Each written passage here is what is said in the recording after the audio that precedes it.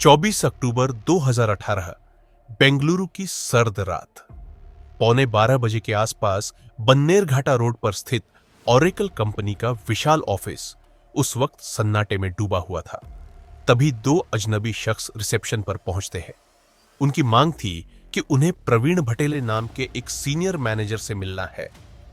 Receptionist ने उन्हें lobby में इंतजार करने को कहा और एक प्यून को 7वीं मंजिल पर भेजा, जहां 42 वर्षीय प्रवीण भटेले नाइट शिफ्ट में काम कर रहे थे। प्रवीण को यह सुनकर हैरानी हुई कि इतनी रात गए आखिर कौन उससे मिलने आ सकता है, पर फिर भी वह नीचे लॉबी में जाने का फैसला करता है। जब प्रवीण लॉबी में पहुंचता है तो रात के 12 बज चुके थे और तारीख 24 अक्टूबर से बदलकर 25 अक्टूबर हो चुकी थी। उसकी आंखें उन दोनों अजनबियों से मिलती है, पर वह उन्हें पहचान नहीं पाता। इतने में उनमें से एक शख्स प्रवीण की तरफ हाथ बढ़ाता है, हाथ मिलाने के लिए। प्रवीण भी अपना हाथ आगे बढ़ाता है और दोनों के हाथ मिलते हैं। हाथ मिलते ही सामने वाला शख्स प्रवीण की उंगलियां टटोलने लगता है। कुछ पल की खामोशी के बाद उस शख्स के चेहरे पर एक हल्की सी मुस्कान आती है। वह प्रवीण से सिर्फ 2 लाइन कहता है, जिसे सुनते ही प्रवीण के माथे पर पसीना आने लगता है। ये 2 लाइनें उसकी 15 साल पुरानी घड़ी हुई पहचान को चीर कर रख देती है। आखिर कौन था ये प्रवीण भटेले और क्यों उसके माथे पर पसीना आ गया?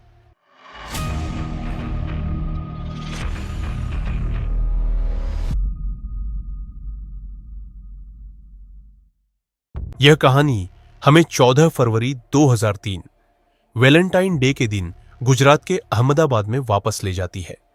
बोपल इलाके के भव्य पार्क के पास हीरा पन्ना अपार्टमेंट की 3री मंजिल के फ्लैट नंबर 208 में तरुण जिनराज और उसकी पत्नी सजनी रहा करते थे। तरुण ने फिजिकल एजुकेशन में पोस्ट ग्रेजुएशन कर रखी थी और वह डीपीएस स्कूल में पीटी का टीचर और बास्केटबॉल का कोच था। सजनी अहमदाबाद में ही आईसीआईसीआई बैंक में एग्जीक्यूटिव ऑफिसर की पोस्ट पर थी। दोनों की शादी को अभी सिर्फ 3 महीने ही हुए थे, जो उनके माता पिता ने बिचौलिए के जरिए तय की थी। तरुण का परिवार मूल रूप से केरल के कोटायाम का था, लेकिन उसके माता पिता करुणाकरण जिनराज और अनम्मा चाकू नौकरी के सिलसिले में मंदसौर, मध्य प्रदेश में बस गए थे। सजनी का परिवार भी केरल के व्यूर का था और उसके माता पिता ओके कृष्णन और यामिनी कृष्णन काम के सिलसिले में अहमदाबाद में बस गए थे। 14 फरवरी 2003 की सुबह करीब 7:30 तरुण चाय वगैरह पीने के बाद सजनी से यह कहकर निकलता है कि वह अपने बड़े भाई अरुण जिनराज और भाभी रूपकांता को रात के खाने पर इनवाइट करने जा रहा है, जो अहमदाबाद के सैटेलाइट एरिया में रहते थे। तरुण पूरा दिन अपने भाई के घर बिताता है। रात करीब 9 बजे वह अपने भाई भाभी के साथ वापस अपने फ्लैट की तरफ निकलता है। रास्ते में वह वैलेंटाइंस डे पर अपनी पत्नी को तोहफे में देने के लिए एक टेडी बियर और एक केक भी खरीदता है, लेकिन जैसे ही वे तीनों फ्लैट में दाखिल होते हैं, उनके होश उड़ जाते हैं। वे देखते हैं कि फ्लैट का सारा सामान इधर उधर बिखरा पड़ा है। जब तरुण अपने बेडरूम में पहुंचता है तो देखता है कि उसकी पत्नी सजनी की लाश बिस्तर पर पड़ी हुई है। सजनी की लाश देखते ही चीख पुकार मच जाती है और थोड़ी देर में ही आस पड़ोस के लोग भी इकट्ठा हो जाते हैं। इसी बीच यह खबर पुलिस को दी जाती है और सजनी के माता पिता को भी सूचित किया जाता है। खबर मिलते ही सजनी के माता पिता भी बदहवास रात करीब 10 बजे के आसपास सजनी के घर पहुंच जाते हैं और अपनी बेटी की लाश देखकर उनकी भी हालत खराब हो जाती है। पूरे घर में मातम पसर जाता है। पुलिस मौके पर पहुंचती है और अपनी तफ्तीश शुरू कर देती है। सजनी के गले में उसी का दुपट्टा लिपटा हुआ था, जिसे देखकर लग रहा था कि किसी ने उसी के दुपट्टे से उसका गला घोंटा है। जिस तरह से घर के सारे सामान बिखरे पड़े थे, उसे देखकर पहली नजर में यही लग रहा था कि यह मामला लूटपाट में हुई हत्या का है। सजनी की लाश पोस्टमार्टम के लिए भेजी जाती है और लूटपाट और हत्या का मामला दर्ज कर पुलिस अपनी तहकीकात आगे बढ़ाती है। लेकिन जब पुलिस ने आगे की तहकीकात शुरू की और फ्लैट की अच्छे से तलाशी ली, तो पुलिस को थोड़ा संदेह हुआ। ऐसा इसलिए था क्योंकि घर से कुछ भी सामान गायब नहीं हुआ था। जबकि अगर यह लूटपाट का मामला होता तो घर के सामान गायब होने चाहिए थे। घर के अंदर कुछ कैश भी बिखरे पड़े थे, लेकिन कुछ भी गायब नहीं था। यहां तक कि सजनी का टूटा हुआ मंगलसूत्र भी उसके गले से मिला था।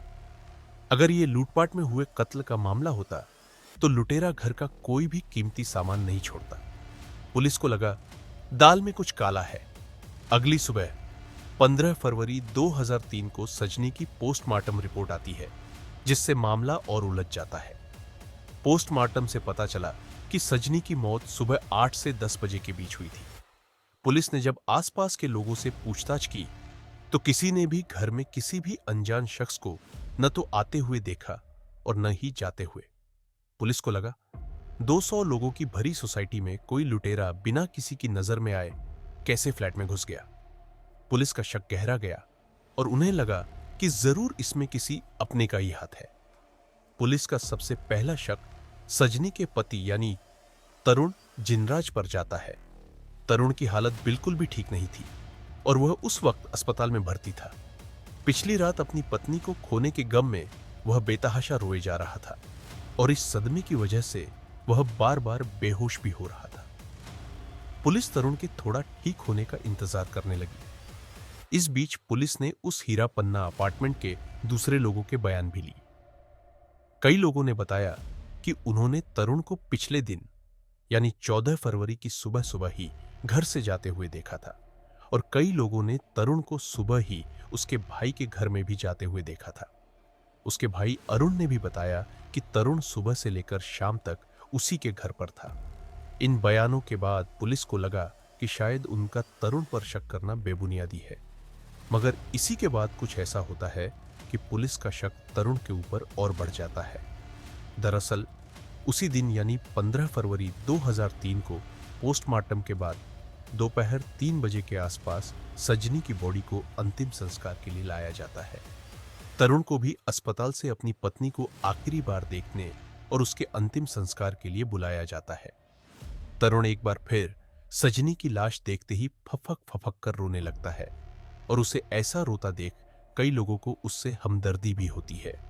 मगर इसी बीच होता यह है कि एक कुत्ता कुछ सूंघते हुए तरुण के करीब पहुंच जाता है और उस पर एक दो बार भौंकता भी है, जिसे देखकर तरुण भी थोड़ा सकपका जाता है।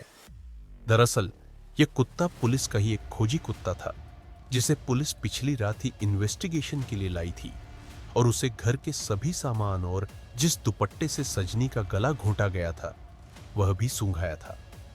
उस रात तो वह कुत्ता दुपट्टा सूंघने के बाद कुछ नहीं ढूंढ पाया था, लेकिन सजनी के अंतिम संस्कार में जब तरुण वहां आया तो वह कुत्ता कुछ सूंघते सूंघते तरुण के पास पहुंच गया और सिर्फ एक बार नहीं बल्कि पूरी भीड़ में 3 बार अलग अलग जगह खड़े होने के बावजूद भी वह तीनों बार तरुण के पास पहुंचकर रुक गया और उस पर भौंकने लगा। पुलिस उस दिन तो तरुण से कुछ सवाल नहीं पूछती, क्योंकि उस दिन सजनी का अंतिम संस्कार था और उसकी हालत भी कुछ सही नहीं थी। इसलिए पुलिस उस दिन तो उसे वापस अस्पताल भेज देती है, लेकिन अगले दिन उसे पुलिस स्टेशन आकर अपना बयान दर्ज करने को कहती है। मगर अगले ही दिन, जिस दिन तरुण को पुलिस स्टेशन आना था, यानी 16 फरवरी 2003 को अस्पताल से खबर आती है कि तरुण अस्पताल से गायब है। यह जानकारी मिलते ही पुलिस का शक यकीन में बदल जाता है और पुलिस तरुण के खिलाफ हत्या का मामला दर्ज करने के बाद उसकी तलाश शुरू कर देती है। इसके बाद सजनी के माता पिता भी पुलिस को कुछ और चीजें बताते हैं। वे बताते हैं कि शादी के बाद से ही तरुण और सजनी के रिश्ते कुछ अच्छे नहीं थे और सजनी जो कमाती थी वह सारा पैसा भी तरुण ले लेता था। पुलिस सजनी की हत्या में मिलीभगत के मामले में तरुण के माता पिता और उसके भाई भाभी से भी सख्ती से पूछताछ करती है, लेकिन पुलिस को पूछताछ में कुछ नहीं मिलता और न ही उन लोगों के खिलाफ कोई सबूत मिलता। लेकिन तभी पुलिस को एक अहम जानकारी मिलती है। पुलिस को पता चलता है कि तरुण का शादी से पहले एक लड़की के साथ चक्कर चल रहा था जो अहमदाबाद में ही रहती थी और वह उससे शादी करना चाहता था। अब पुलिस उस लड़की तक पहुंचती है तो वह पुलिस को बताती है कि हां, वह तरुण के साथ शादी से पहले रिलेशनशिप में थी। इसके अलावा उसने पुलिस को एक और बात बताई उसने बताया कि 16 फरवरी 2003 को, यानी जिस दिन सजनी का मर्डर हुआ, उसके 2 दिन बाद, जिस दिन वह अस्पताल से भागा था, उसके पास तरुण का कॉल आया था। कॉल पर उसने कहा था कि मैंने तुम्हारे और मेरे बीच के रास्ते के पत्थर को हटा दिया है और अब चलो हम दोनों मिलकर शादी कर लेते हैं। लेकिन उसने तरुण से शादी करने के लिए साफ मना कर दिया था और कहा था कि वह एक कातिल से शादी नहीं करेगी। यह आखिरी बातचीत थी जो उन दोनों के बीच हुई थी और इसके बाद उन दोनों के बीच कभी दोबारा बातचीत नहीं हुई। तो क्या सच में एक पुराने प्यार की चाहत ने तरुण को इतना अंधा कर दिया था कि उसने अपनी नई नवेली पत्नी की जान ले ली? तरुण की तलाश भी जोरों शोरों से चल रही थी, लेकिन कई दिनों की खोजबीन के बाद भी पुलिस को तरुण का कुछ पता नहीं चलता। धीरे धीरे यह मामला ठंडा पड़ जाता है। तरुण की तलाश करते करते 3 साल बीत जाते हैं और साल 2006 आ जाता है, पर वह कहीं नहीं मिलता। लेकिन साल 2006 में यह मामला एक बार फिर तूल पकड़ता है, जब सजनी के माता पिता उस वक्त के गुजरात के मुख्यमंत्री नरेंद्र मोदी के पास पहुंच जाते हैं और इस मामले में उनकी मदद मांगते हैं, जिसके बाद चीफ मिनिस्टर ऑफिस से मैसेज जाता है कि इस केस को सीरियस लें। इसी के बाद तरुण को ढूंढने के लिए अहमदाबाद क्राइम ब्रांच की तरफ से 18 लोगों की एक स्पेशल टीम बनाई जाती है, जिसको कि लीड कर रहे थे उस वक्त के ज्वाइंट कमिश्नर ऑफ पुलिस के शर्मा और डीसीपी हिमांशु शुक्ला। अब एक बार फिर तरुण की तलाश जोरों शोरों से शुरू कर दी जाती है। इस दौरान पुलिस सभी संदिग्धों से दोबारा पूछताछ करती है, पर इस बार भी उन्हें कोई क्लू नहीं मिलता। अहमदाबाद क्राइम ब्रांच को यह समझ नहीं आ रहा था कि आखिर तरुण को जमीन खा गई या आसमान निगल गया। तरुण की सूचना देने वाले को 1 लाख रुपए का इनाम तक देने की भी घोषणा की जाती है, पर इससे भी कोई बात नहीं बनती। करते करते 6 साल और बीत जाते हैं और साल 2012 आ जाता है, पर तरुण की कोई खोज खबर नहीं मिलती। इन बीते हुए सालों में क्राइम ब्रांच ने अपने सारे घोड़े खोल दिए। तरुण के घर वालों और उसके सभी रिश्तेदारों को सर्विलांस पर रखा। तरुण की अलग अलग हुलिया के साथ न्यूज़पेपर वगैरह में फोटो भी जारी की। तरुण के परिवार वालों, उसके भाई भाभी, माता पिता और उसके दोस्तों का लाई डिटेक्टर टेस्ट तक करवा लिया, लेकिन तमाम चीजें खंगालने के बाद भी कभी कोई सुराग नहीं मिला। धीरे धीरे यह केस सुस्त पड़ गया और जब मर्डर के 9 साल बाद भी तरुण का कुछ पता नहीं चला, तो साल 2012 में केस को बंद कर दिया गया और मामला ठंडे बस्ते में चला गया। इसके बाद साल 2015 में अहमदाबाद क्राइम ब्रांच में बतौर डीसीपी दीपन भद्रा की पोस्टिंग होती है और तब तक सजनी मर्डर केस को हुए 12 साल बीत चुके थे। डीसीपी भद्रा अनसुलझे केस सुलझाने में बहुत माहिर थे और उन्होंने अभी तक के अपने करियर में कई ऐसे अनसुलझे केस सुलझाए थे। तो जब साल 2015 में डीसीपी भद्रा की नजर में सजनी मर्डर केस आया, तो उन्होंने इस केस को सुलझाने की सोची और इस केस को एक बार फिर ओपन किया। उन्होंने इस केस को सुलझाने के लिए अपने अंडर 8 पुलिस वालों की एक टीम बनाई, जिनमें से एक इंस्पेक्टर किरण चौधरी भी थे। उन्होंने तरुण की तलाश छोड़कर उसके घर वालों पर फोकस करना शुरू किया।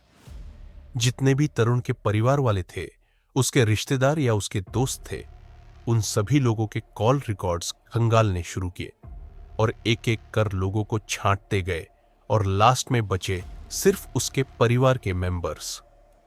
पुलिस ने तरुण के भाई अरुण जिन्नराज की अच्छे से इन्वेस्टिगेशन की, पर उन्हें कहीं कुछ ऐसा नहीं मिला कि तरुण उससे कांटेक्ट में था, इसलिए पुलिस ने उसे भी छांट दिया। इसके अलावा उसके पिता करुणाकरण जिन्नराज की भी 2 साल पहले साल 2013 में ही हार्ट अटैक से मौत हो चुकी थी, तो वह अपने आप ही छक गए। और अब बची तरुण की मां अनम्मा चाको। पुलिस को पता चला कि तरुण अपनी मां के सबसे करीब था, इसलिए पुलिस ने सिर्फ और सिर्फ उसकी मां पर फोकस करना शुरू किया और अब सारी उम्मीदें उसकी मां पर टिकी हुई थी कि अगर कोई सुराग मिलेगा तो वह उसकी मां से ही मिलेगा। पुलिस ने तरुण की मां के सारे कॉल रिकॉर्ड्स खंगाल ली, मगर उन्हें उन रिकॉर्ड्स में कुछ भी खास नहीं मिला। पर फिर भी पुलिस लगातार लगी रही। ऐसा करते करते 3 साल और बीत गए और साल 2018 आ गया। मगर उन्हें कोई कामयाबी नहीं मिली और पुलिस अभी भी अंधेरे में थी। दोबारा केस ओपन होने के बाद भी कोई सुराग नहीं मिला, तो अब उन्हें लगा कि सिर्फ इससे काम नहीं चलने वाला, और इसी के बाद उन्होंने एक प्लान तैयार किया। उस प्लान के तहत टीम के 2 सब इंस्पेक्टर अपनी पहचान छिपाकर मंदसौर, मध्य प्रदेश में तरुण की मां के घर पहुंच गए। वहां जाकर वे तरुण की मां अनम्मा से कहते हैं कि वे एक बिजनेसमैन है और उन्हें किराए पर एक कमरा चाहिए, तो अगर उनके पास कोई कमरा खाली है तो वह उन्हें किराए पर दे दे। तरुण की मां के घर का ऊपर वाला कमरा अक्सर खाली ही रहता था, इसलिए उन्होंने उन दोनों को ऊपर वाला कमरा किराए पर रहने के लिए दे दिया, जैसा कि वे दोनों पुलिस वाले चाहते थे। तो अब प्लान के तहत वे दोनों पुलिस वाले अपनी पहचान छुपाकर खुफिया तरीके से तरुण की मां के करीब रहने लगे और उनसे जान पहचान बढ़ाने लगे। उनका प्लान था कि वे अनम्मा की हर गतिविधि पर नजर रखेंगे कि कौन उनसे मिलने आता है, वह किससे मिलने जाती है, और क्योंकि तरुण अपनी मां के ही सबसे करीब था, तो उन्हें पूरा यकीन था कि तरुण कभी ना कभी उनसे मिलने जरूर आएगा या उनसे जरूर कांटेक्ट करेगा। पुलिस को पता था कि कोई कितना भी शातिर क्यों ना हो, कोई ना कोई गलती जरूर करता है। एक दिन वे अनम्मा से मिलने के बहाने उनके कमरे में गए तो देखा कि उन्होंने अपने घर में अपने दोनों बेटों की तस्वीरें लगा रखी थी। वे उनसे पूछते हैं कि ये दोनों कौन हैं, तो अनम्मा ने बताया कि ये दोनों उसके बेटे हैं। बड़ा बेटा अरुण अहमदाबाद में रहता है, पर उनका छोटा बेटा तरुण अब इस दुनिया में नहीं रहा। यह सुनते ही वे दोनों पुलिस वाले चौंक उठे कि यह कैसे हो सकता है, और उन्हें अनम्मा की बातों पर बिल्कुल भी विश्वास नहीं हुआ। उन्हें लगता है कि हो सकता है कि अनम्मा अपने बेटे की पहचान छुपाने के लिए यह सब कर रही हो। इसलिए अब उनका टास्क यह था कि वे सबसे पहले यह पता करें कि कहीं तरुण सच में तो नहीं मर गया। इसके लिए उन्होंने अनम्मा के आस पड़ोसी से जान पहचान बढ़ानी शुरू कर दी। कई दिनों की जद्दोजहद के बाद आखिरकार उन्हें एक ऐसी जानकारी मिली जिससे यह साबित हो गया कि तरुण जिंदा है, और यह अनम्मा की पहली गलती थी जिसका कि वे कई दिनों से इंतजार कर रहे थे।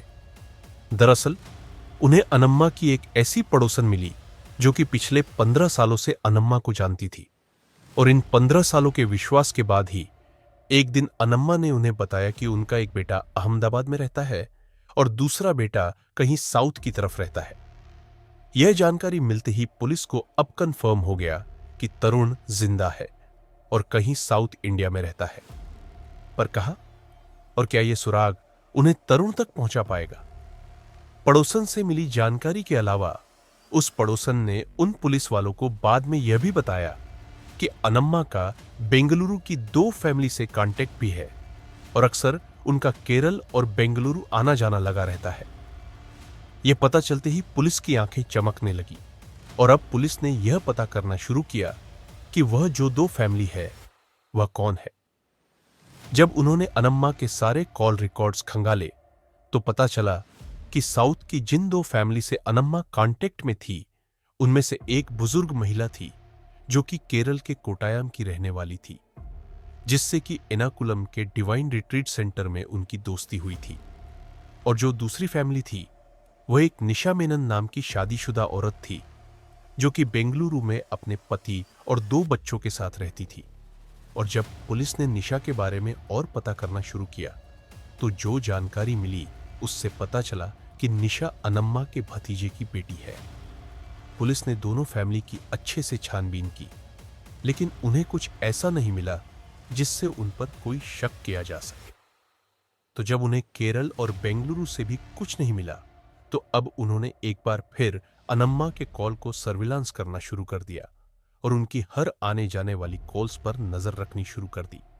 और अब वे तरुण की तरफ से किसी गलती के होने का इंतजार करने लगे। कई महीने और बीत गए और अगस्त 2018 आ गया। इस दौरान पुलिस की साइबर सेल तरुण की मां के फोन की लगातार सर्विलांस करती रही। उनके मोबाइल पर आने जाने वाले नए पुराने कॉल्स को मिलाकर 1 लाख से भी ज्यादा नंबरों की जांच पड़ताल की, पर उन्हें कुछ नहीं मिला। तरुण की मां ने इस दौरान कई लोगों से बात की जो साउथ की 2 फैमिली थी, उनसे भी कई बार बात की। पुलिस उस बातचीत को चुपचाप सुनती भी, पर पुलिस को कुछ ऐसा नहीं मिला जिससे कोई क्लू मिल सके। पुलिस लगातार लगी रही, एक छोटी सी गलती का इंतजार करती रही, और फिर एक रात वह गलती हो ही गई। एक रात अनम्मा के मोबाइल पर आधी रात के एक लैंडलाइन नंबर फ्लैश होता है। यह पहली बार था जब उनके मोबाइल पर बेंगलुरु के एक लैंडलाइन नंबर से कॉल आया था, और यह नंबर न तो निशा का था और न ही उस औरत का जिससे कि अनम्मा डिवाइन रिट्रीट सेंटर में मिली थी। पुलिस ने उस लैंडलाइन नंबर को ट्रैक किया तो पता चला कि यह नंबर बेंगलुरु की ओरेकल कंपनी का है। पुलिस हैरान थी कि तरुण की मां को उस कंपनी से आधी रात गए फोन क्यों आया। पुलिस ने सारे लिंक जोड़ लिए, लेकिन ओरेकल कंपनी का लिंक कहीं नहीं जुड़ा। फिर अचानक से पुलिस को लगता है कि कहीं ऐसा तो नहीं कि तरुण उसी कंपनी में काम करता हो और उसी ने अपनी मां को कॉल किया हो। हालांकि जब पुलिस ने उस बातचीत को सुना तो उसमें कभी भी कॉल करने वाले शख्स ने अनम्मा को मां कहकर नहीं पुकारा था, लेकिन फिर भी पुलिस ने उस नंबर को जीरो इन किया और उसे टटोलने की सोची। इसी चीज को मद्देनजर रखते हुए अब अहमदाबाद पुलिस ने बेंगलुरु पुलिस से कांटेक्ट किया और उनके जरिए ओरेकल कंपनी में काम करने वाले सभी मुलाजिमों की लिस्ट मंगवाई, इस उम्मीद में कि तरुण उसी कंपनी में काम करता हो। लेकिन जब उस कंपनी में काम करने वाले एम्प्लॉइज की लिस्ट आई तो पुलिस एक बार फिर निराश हो गई, क्योंकि उस लिस्ट में कहीं भी तरुण जिन्नराज का नाम नहीं था, मगर उसमें एक ऐसा नाम था जिसे देखकर पुलिस के कान खड़े हो गए, और वह नाम था प्रवीण भटेले। पुलिस को लगता है कि उन्होंने यह नाम कहीं सुन रखा है। पुलिस को याद आता है कि बेंगलुरु में जिस निशा मेनन नाम की शादीशुदा औरत से अनम्मा की बात होती थी, उसी के पति का नाम प्रवीण भटेले है। पुलिस ने उस वक्त उसकी पूरी कुंडली भी खंगाली थी, लेकिन सिर्फ उसके नाम के अलावा पुलिस को उसके बारे में कुछ भी नहीं मिला था। न तो उसका कोई सोशल मीडिया अकाउंट मिला था और न ही उसकी कोई फोटो। पुलिस ने उस वक्त तो इस बात पर ज्यादा ध्यान नहीं दिया था, लेकिन अब जब ओरेकल कंपनी के एम्प्लॉइज की लिस्ट में प्रवीण भटेले का नाम आया तो पुलिस को लगा कि कहीं प्रवीण ने ही तो आधी रात को अनम्मा को कॉल नहीं किया था, और कहीं ऐसा तो नहीं कि प्रवीण ही तरुण है। इसी के बाद अब पुलिस ने प्रवीण भटेले को जीरो इन किया और इस बात को पुख्ता करने के लिए कि प्रवीण ही तरुण है या नहीं, अहमदाबाद क्राइम ब्रांच बेंगलुरु जाने का फैसला करती है। पुलिस के मन में अभी भी एक शंका थी, और वह यह था कि सजनी का मर्डर हुए करीब 15 साल से भी ज्यादा का वक्त बीत चुका है, और इतने सालों में तरुण का हुलिया काफी बदल चुका होगा। अगर उन्होंने प्रवीण भटेले को ढूंढ भी लिया और अगर एक बार को उसकी शक्ल तरुण जिन्नराज से 100% मैच नहीं हुई, तब यह पता करने के लिए कि वही तरुण है या नहीं, वे और क्या कर सकते हैं। तभी पुलिस को याद आता है कि सजनी के घर वालों ने पुलिस को बताया था कि तरुण के सीधे हाथ की जो रिंग फिंगर है वो बास्केटबॉल खेलने के दौरान टूटी थी। पुलिस सोचती है कि अगर वे प्रवीण से हाथ मिला ले तो यह पक्का हो जाएगा कि वही तरुण है या नहीं। इसी के बाद 24 अक्टूबर 2018 की रात को Ahmedabad crime branch Bengaluru police के साथ ओरेकल के ऑफिस में पहुंचती है और इंस्पेक्टर किरण चौधरी अपने एक और साथी पुलिस के साथ प्रवीण से मिलने के लिए सादी वर्दी में अंदर जाते हैं। जिसके बाद वही सब होता है जो कि मैंने आपको कहानी की शुरुआत में बताया था। प्रवीण भटेले को नीचे बुलाया जाता है और नीचे आने के बाद वह इंस्पेक्टर किरण चौधरी ही थे जो उससे हाथ मिलाते हैं, और वह जो उसकी उंगलियां टटोलते हैं वह यही पता करने के लिए टटोलते हैं कि उसके सीधे हाथ की रिंग फिंगर टूटी हुई है या नहीं। और जब प्रवीण भटेले की उंगली टूटी हुई मिलती है तब वह हल्का सा मुस्कुराते हैं, क्योंकि अब यह पक्का हो गया था कि वही तरुण जिन्नराज है। और इसी के बाद वह उससे 2 लाइन कहते हैं, हेलो मिस्टर तरुण, खेल खत्म, चलो अब वापस चलते हैं। यह नाम उसने 15 सालों के बाद सुना था। इन 15 सालों में उसे कभी किसी ने तरुण कहकर नहीं पुकारा था। प्रवीण के माथे पर पसीना आने लगता है। अपना असली नाम पुलिस के मुंह से सुनने के बाद तरुण समझ गया कि अब उसकी पोल खुल चुकी है, इसलिए वह भी बिना कुछ विरोध जताए और बिना कुछ बोले ही पुलिस के साथ चुपचाप चल दिया। बाहर बेंगलुरु पुलिस की गाड़ी खड़ी थी जिसमें उसे बिठाया गया और इसके बाद कागजी कार्रवाई करने के बाद अहमदाबाद क्राइम ब्रांच उसे उसी दिन यानी 25 अक्टूबर 2018 को बेंगलुरु से गिरफ्तार करके वापस अहमदाबाद ले आई। पूरे रास्ते वह चुप ही रहा, मगर सिर्फ एक सवाल पूछता रहा कि पुलिस ने आखिर इतने सालों बाद उसे ढूंढा कैसे और किसने उसे धोखा दिया। 15 साल बाद ही सही, आखिरकार तरुण अब पुलिस के कब्जे में था। पर क्या यह कहानी का अंत था या अभी और राज खुलने बाकी थे? अब जब तरुण से पूछताछ शुरू होती है तब जाकर वह पूरी कहानी सुनाता है और इस कहानी की शुरुआत होती है तरुण की शादी से लगभग 4 साल पहले, जब तरुण अहमदाबाद में मेमनगर के जेजी कॉलेज में फिजिकल एजुकेशन का लेक्चरर और बास्केटबॉल का कोच था। उसी दौरान एक बास्केटबॉल टूर्नामेंट में उसकी मुलाकात एक पारसी लड़की से होती है जो उसी की टीम में शामिल हुई थी। यह लड़की एक आरजे थी और अहमदाबाद में ही रहती थी। दोनों के बीच जल्दी ही अच्छी खासी दोस्ती हो जाती है और यह दोस्ती धीरे धीरे प्यार में बदल जाती है। वे दोनों चोरी छुपे अपने माता पिता को बताए बिना ही इस रिश्ते को बनाकर रखते हैं और उन दोनों के बीच यह रिश्ता करीब 4 सालों तक चलता है। लेकिन इसी बीच साल 2002 में तरुण की मां अनम्मा को तरुण के रिश्ते के बारे में पता चल जाता है। चूंकि तरुण की गर्लफ्रेंड पारसी कम्युनिटी से थी, दूसरे धर्म और दूसरी जाति की थी, इसलिए उसकी मां इस रिश्ते से आपत्ति जताती है। इसी के बाद दोनों एक दूसरे से अलग हो जाते हैं। हालांकि मन ही मन वे दोनों एक दूसरे को अभी भी चाहते थे। इसी बीच तरुण के लिए सजनी कृष्णन का रिश्ता आ जाता है और चूंकि दोनों का ही परिवार केरल का ही रहने वाला था, इसलिए दोनों के माता पिता दोनों का रिश्ता तय कर देते हैं। शादी तय होने के बाद तरुण एक बार फिर अपनी गर्लफ्रेंड को कॉल करता है और उसे अपनी शादी के बारे में बताता है, तो उसकी गर्लफ्रेंड कहती है कि उसकी भी 1-2 महीने में शादी होने वाली है। यह बात सुनकर तरुण भी अपने आप को समझा लेता है कि शायद यही उसकी किस्मत में लिखा है और फिर उसी साल 15 नवंबर 2002 को दोनों की शादी कर दी जाती है। लेकिन शादी के बाद तरुण अपनी पत्नी के साथ उस तरह से नहीं रहता था जिस तरह से एक पति पत्नी को रहना चाहिए। यहां तक कि वह अपनी पत्नी के साथ शारीरिक संबंध भी नहीं बनाता। खैर, शादी के कुछ हफ्तों बाद ही वह एक बार फिर अपनी गर्लफ्रेंड को फोन करता है तो उसे पता चलता है कि उसकी गर्लफ्रेंड की शादी कैंसिल हो गई है। यह सुनते ही वह सोचता है कि शायद वह एक बार फिर उसे पा सकता है। उधर इसी बीच तरुण और सजनी के घर वालों के बीच भी किसी बात को लेकर बहस हो जाती है और यह बहस अगले कई दिनों तक जारी रहती है। तरुण को लगता है कि यही मौका है अपने पुराने रिश्तों को एक बार फिर पाने का और शायद इस बार उसकी मां इस रिश्ते को अपना लेगी, क्योंकि अब उसके और सजनी के दोनों परिवारों के बीच अनबन शुरू हो गई थी।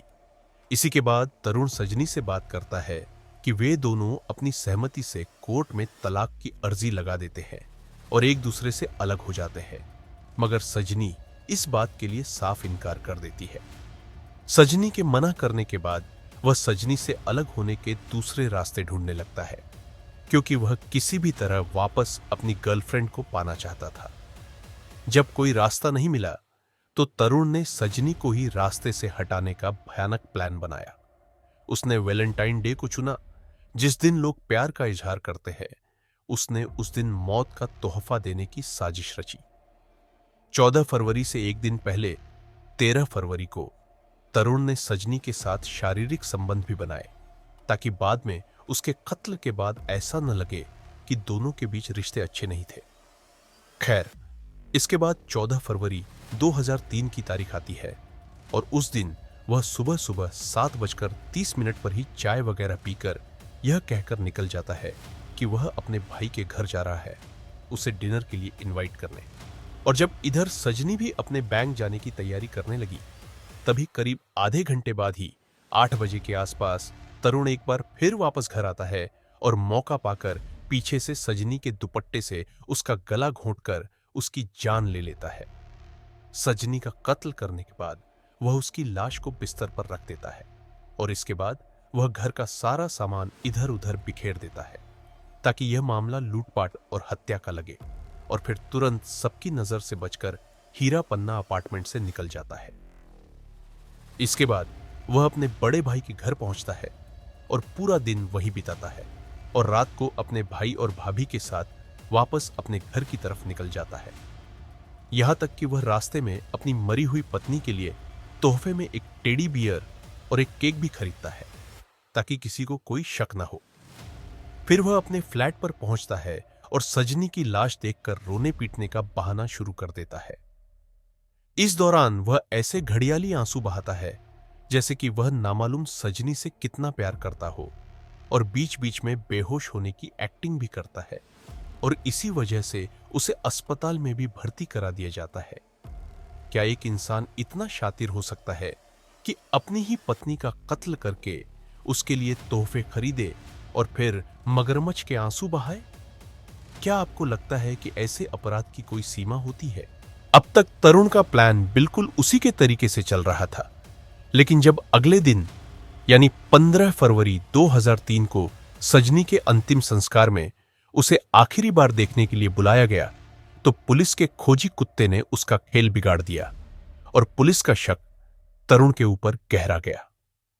तरुण ने उस दौरान उस कुत्ते से बचने के लिए भीड़ में अलग अलग जगह खड़े होने का तरीका भी अपनाया, लेकिन हर बार कुत्ते ने उसे ढूंढ लिया, जिसके बाद पुलिस ने अगले दिन उसका बयान लेने के लिए उसे पुलिस स्टेशन में बुला लिया।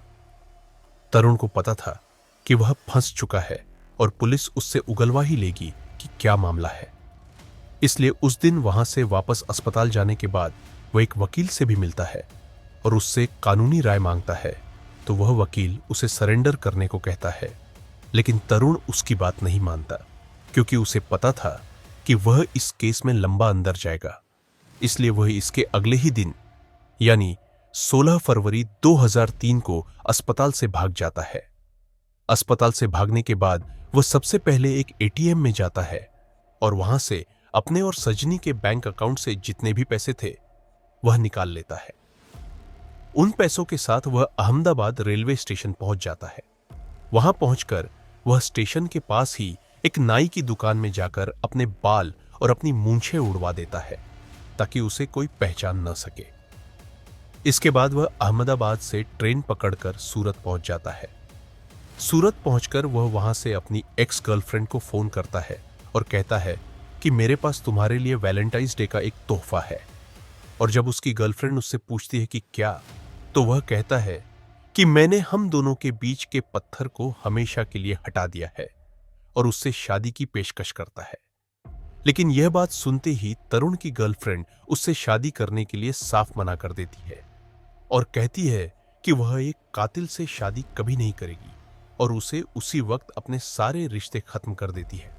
तो मतलब कि अब तरुण न तो इधर का रहा और न ही उधर का।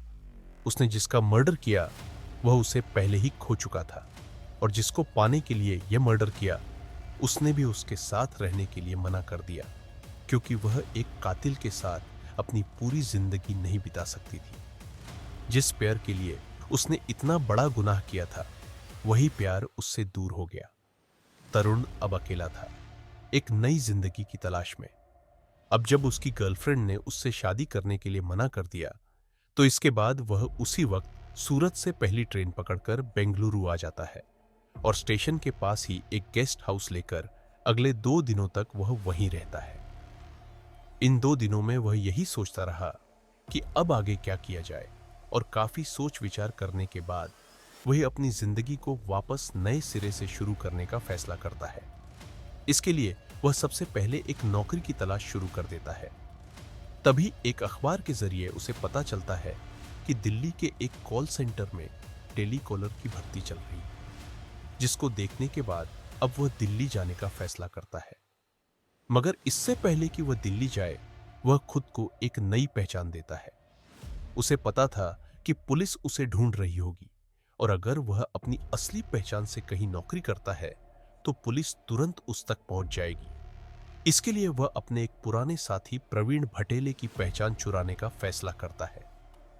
प्रवीण भटेले तरुण का कॉलेज के दिनों का एक दोस्त था, और उससे उसकी मुलाकात मध्य प्रदेश के ग्वालियर के कॉलेज में हुई थी, जब वह उस कॉलेज में फिजिकल एजुकेशन में बैचलर की डिग्री कर रहा था और प्रवीण तरुण से कॉलेज में 1 साल सीनियर था।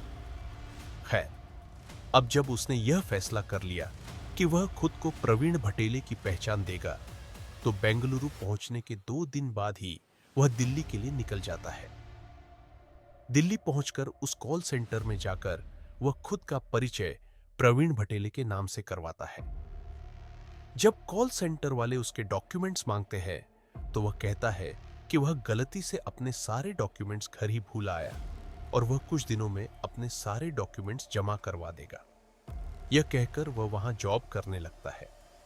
कुछ दिनों तक तो सब कुछ ठीक ठाक चला, मगर जब कई दिनों बाद भी तरुण ने अपने डॉक्यूमेंट्स जमा नहीं करवाए और जब तरुण के सारे बहाने खत्म हो गए, तो तरुण ने वहां से जॉब छोड़ दी। जॉब छोड़ने के बाद उसे एहसास होता है कि सिर्फ ऐसे नाम बदलने से काम नहीं चलने वाला, उसे उस नाम के डॉक्यूमेंट्स भी चाहिए होंगे। इसलिए इसके बाद वह अप्रैल 2003 में दिल्ली से भोपाल मध्य प्रदेश पहुंच जाता है, जहां उसका कॉलेज का दोस्त यानी असली प्रवीण भटेले रहता था। और प्रवीण उस वक्त भोपाल में एक जूडो इंस्टीट्यूट चलाता था। वहां पहुंचकर तरुण प्रवीण से कहता है कि उसका अहमदाबाद में स्कूल के प्रिंसिपल से झगड़ा हो गया है, इसलिए उसने वहां से जॉब छोड़ दी है और अब उसे किसी भी तरह नई नौकरी की जरूरत है, क्योंकि वह साल था 2003 का और यह वह जमाना था जब न तो इंटरनेट आम था और मोबाइल भी बस इक्का दुक्का लोगों के पास ही थे। प्रवीण भटेले को उस वक्त तरुण ने जो अपनी पत्नी का मर्डर कर दिया था और वह उस मामले में फरार चल रहा था, उसके बारे में कुछ पता नहीं था। एक दोस्त होने के नाते प्रवीण तरुण की मदद करने का फैसला करता है और उसे अपने ही इंस्टीट्यूट में इंग्लिश सिखाने की जॉब दे देता है, क्योंकि तरुण की इंग्लिश बहुत अच्छी थी। इसके बाद अगले 2 महीनों तक तरुण प्रवीण के इंस्टीट्यूट में ही वहां के बच्चों को इंग्लिश स्पीकिंग की क्लास देता रहा और जब उसने प्रवीण का भरोसा अच्छे से जीत लिया, तो इसी बीच उसी साल जून जुलाई के दौरान उसने किसी बहाने से प्रवीण भटेले के सारे डॉक्यूमेंट्स लिए और फिर मौका पाकर उसकी marksheet, education certificate, driving licence, PAN card और पहचान पत्र वगैरह को स्कैन करके उसे खुद की ईमेल आईडी पर सेंड कर दिया। बाद में उसने उन डॉक्यूमेंट्स में फोटो बदलकर उसे प्रिंट करवाकर अपने पास रख लिया। तो अब उसका भोपाल आने का जो असली मकसद था वह पूरा हो चुका था और जब उसका मकसद पूरा हो गया, तो उसने प्रवीण भटेले से कहा कि वह अब दूसरी जॉब की तलाश में बाहर जा रहा है और इसी के बाद तरुण जिनराज एक नई पहचान के साथ प्रवीण भटेले बनकर वहां से निकल जाता है। इन जाली डॉक्यूमेंट्स की मदद से प्रवीण भटेले बनकर तरुण 2003 से 2008 के दौरान अगले 5 सालों तक दिल्ली, नोएडा और गुड़गांव के अलग अलग कॉल सेंटर और मल्टीनेशनल कंपनी के आईटी फर्म्स में जॉब करता रहा और किसी भी कंपनी को भनक तक नहीं लगी कि उसके सारे डॉक्यूमेंट्स जाली हैं। साल 2008 में उसका ट्रांसफर दिल्ली से पुणे कर दिया जाता है और अब वह जॉब करने पुणे पहुंच जाता है। जब वह पुणे की कंपनी में काम करने पहुंचा, तो उसी दौरान उसकी मुलाकात निशा मेनन से होती है, जो उसी कंपनी में काम करती थी और धीरे धीरे दोनों के बीच अच्छी दोस्ती हो गई और फिर दोनों एक दूसरे से प्यार करने लगे। लेकिन तरुण, जो कि अब प्रवीण भटेले था, उसने अपनी असली पहचान निशा को भी नहीं बताई। उसने निशा को अपने पास्ट के बारे में एक मनगढ़ंत कहानी सुनाई और बताया कि वह एक अनाथ है और उसके माता पिता और भाई की मौत एक कार एक्सीडेंट में हो गई थी जब वह बहुत छोटा था और बचपन से ही उसे उसकी एक आंटी, जिनका नाम अनम्मा चाको है, उन्होंने उसे पाल पोस कर बड़ा किया है, जो कि असल में उसकी असली मां थी। निशा को उससे हमदर्दी होती है और जल्द ही ये दोनों एक दूसरे से शादी करने का फैसला कर लेते हैं, जिसके बाद अगले ही साल यानी साल 2009 में ये दोनों एक दूसरे से शादी कर लेते हैं। तरुण अब प्रवीण भटेले बनकर अपनी शादीशुदा जिंदगी जी रहा था।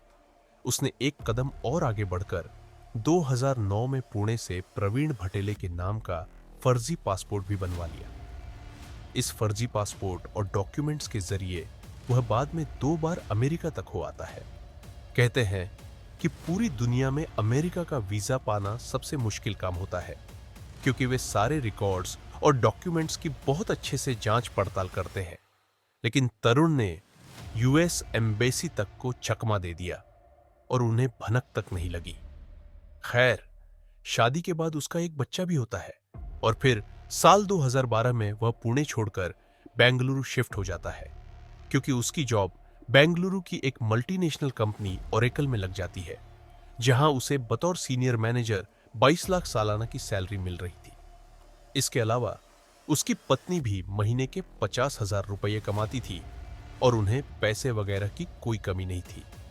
बेंगलुरु आने के बाद वह वहां के बीटीएम लेआउट एरिया में एक आलीशान अपार्टमेंट भी खरीदता है, जहां वह अपने पूरे परिवार के साथ ऐशो आराम से अपनी जिंदगी बिताने लगता है। तरुण ने पूरी दुनिया से छिपकर प्रवीण भटेले के नाम से अपनी जिंदगी बिताई। उसकी इस नई पहचान के बारे में किसी को कुछ नहीं पता था, न उसकी बीवी को, न उसके भाई को, न उसके पिता को। सिर्फ एक इंसान को छोड़कर, उसकी मां अनम्मा चाको को, और कैसे 2013 में केरल में अपनी मां और परिवार से मिलने के दौरान उसके पिता को सदमा लगा और उनकी मौत हो गई। तरुण को साबरमती सेंट्रल जेल भेज दिया जाता है। अहमदाबाद के डिस्ट्रिक्ट कोर्ट में सजनी मर्डर केस का ट्रायल शुरू होता है। इसके अलावा भोपाल मध्य प्रदेश में भी उसके खिलाफ धोखाधड़ी और जाली दस्तावेजों को बनाने के लिए एक मामला दर्ज किया जाता है, जो कि उसका दोस्त यानी असली प्रवीण भटेले करवाता है। और भोपाल के सेशन कोर्ट में भी उसके ट्रायल शुरू किए जाते हैं। तो अब एक ट्रायल उसका अहमदाबाद के कोर्ट में चल रहा था और एक भोपाल के कोर्ट में, और तरुण अपनी रातें गुजरात के साबरमती सेंट्रल जेल में काट रहा था। अभी तरुण फिलहाल साबरमती की सेंट्रल जेल में बंद है। भोपाल में जो उसके खिलाफ धोखाधड़ी का मामला चल रहा था, सितंबर 2024 में उसका तो फैसला आ गया, जिसमें उसको अलग अलग खेप में कुल मिलाकर 19 साल की सजा मिल चुकी है। लेकिन अहमदाबाद के कोर्ट में सजनी मर्डर केस का मामला अभी भी अंडर ट्रायल है, जिसका फैसला आना अभी बाकी है। हमें अहमदाबाद पुलिस की भी तारीफ करनी होगी कि 15 साल निकल जाने के बाद भी वे लगातार लगी रही और 15 साल बाद ही सही आखिरकार उसे गिरफ्तार कर ही लिया। न्याय की राह भले ही लंबी और पत्थरीली हो, पर अंततः सत्य की जीत होती है। यह कहानी हमें सिखाती है कि कोई भी अपराध कितना भी शातिर क्यों न हो, कानून की लंबी बाहें आखिरकार अपराधी तक पहुंच ही जाती है। आज की कहानी में बस इतना ही। मुझे उम्मीद है कि आपको यह जानकारी जरूर पसंद आई होगी। अगर आपको यह कहानी पसंद आई तो इस वीडियो को लाइक करना न भूलें। आपके विचार और ऐसे ही अन्य मामलों पर आपकी राय जानने के लिए हमें कमेंट सेक्शन में जरूर बताएं। और ऐसी ही रोमांचक और रहस्यमयी कहानियों के लिए हमारे चैनल को सब्सक्राइब करें और बेल आइकन दबाना न भूलें, ताकि आप कोई भी नया वीडियो मिस न करें। मैं हूं आपका सूत्रधार और ये है